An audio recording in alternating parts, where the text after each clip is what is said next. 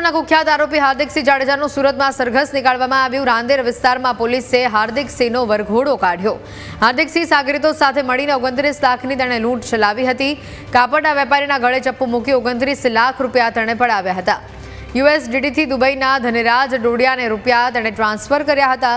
રીબડામાં ફાયરિંગના કેસમાં ઝડપાયા બાદ સુરત પોલીસે કબજો મેળવ્યો હતો।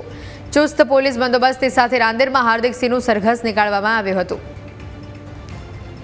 સુરતથી સમાચાર આવી રહ્યા છે। રાજકોટના કુખ્યાત આરોપી હાર્દિકસિંહ જાડેજાનું સુરતમાં સરઘસ નીકાળવામાં આવ્યું। રાંદેર વિસ્તારમાં પોલીસે હાર્દિકસિંહનો વરઘોડો કાઢ્યો હતો। હાર્દિકસિંહ સાગરીતો સાથે મળીને 29 લાખની તેને લૂંટ ચલાવી હતી। કાપડના વેપારીના ગળે ચપ્પુ મૂકી તેને 29 લાખ રૂપિયા પડાવ્યા હતા। યુએસડીટીથી દુબઈના ધનેરાજ ડોડિયાને રૂપિયા તેણે ટ્રાન્સફર કર્યા હતા। રીબડામાં ફાયરિંગના કેસમાં ઝડપાયા બાદ સુરત પોલીસે કબજો મેળવ્યો। વધુ માહિતી મેળવીશું। ફોન લાઈન પર સંવાદદાતા અમિત જોડાયા છે। અમિત, વધુ માહિતી શું? જી ચોક્કસથી રાજકોટના કુખ્યાત હાર્દિકસિંહ જાડેજાની આજે સુરત એસઓજીએ ધરપકડ કર્યા બાદ તેને રિકન્સ્ટ્રક્શન માટે આજે ઘટના સ્થળ પર લઈ જવામાં આવ્યો હતો।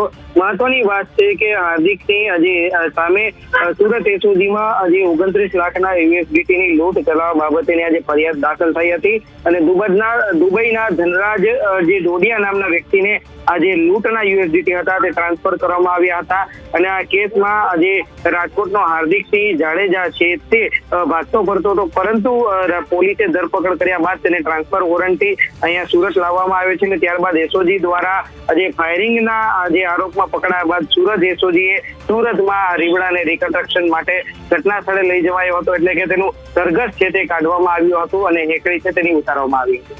જી બિલકુલ, આભાર અમિત વિગતો બદલ।